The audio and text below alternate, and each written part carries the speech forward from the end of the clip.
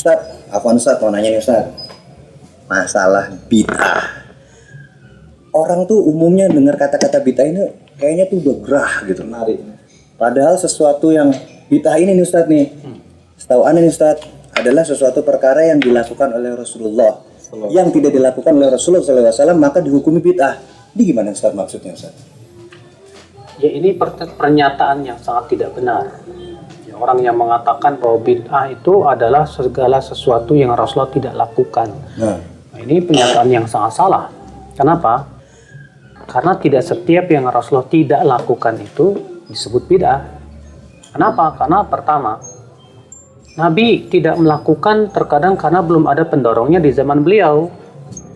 Contoh misalnya, di zaman Nabi nggak ada yang namanya ilmu nahu, ilmu sorof, orang para sahabat jago-jago kok bahasa Arabnya. Kenapa di zaman Nabi nggak ada ilmu nahu? Karena belum ada pendorongnya. Nah, ketika Rasulullah wafat, banyak orang yang masuk Islam. Akhirnya apa? Mereka banyak yang nggak bisa bahasa Arab, baca Quran salah, baca hadis salah. Akhirnya pemahaman pun salah.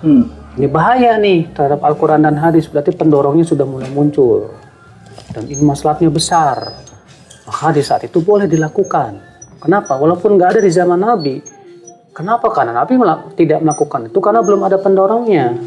Yang kedua, Nabi tidak melakukan bisa jadi karena ada penghalangnya. Contoh misalnya, kenapa Nabi tidak sholat tarawih berjamaah tiap malam? Ini betul. Ya.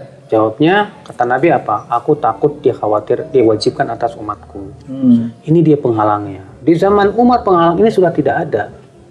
Dan maslahatnya pun besar. Boleh, apa-apa.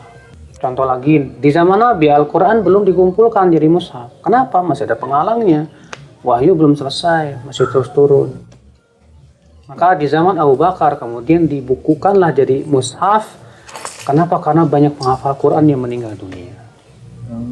Maka ketika di zaman Abu Bakar apa jadi bid'ah? Ya tidaklah.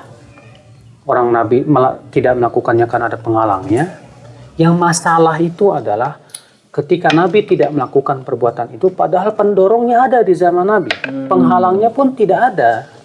Contoh, Nabi SAW salat Idul Fitri dan Idul Adha tidak pakai adzan, tidak pakai qomat.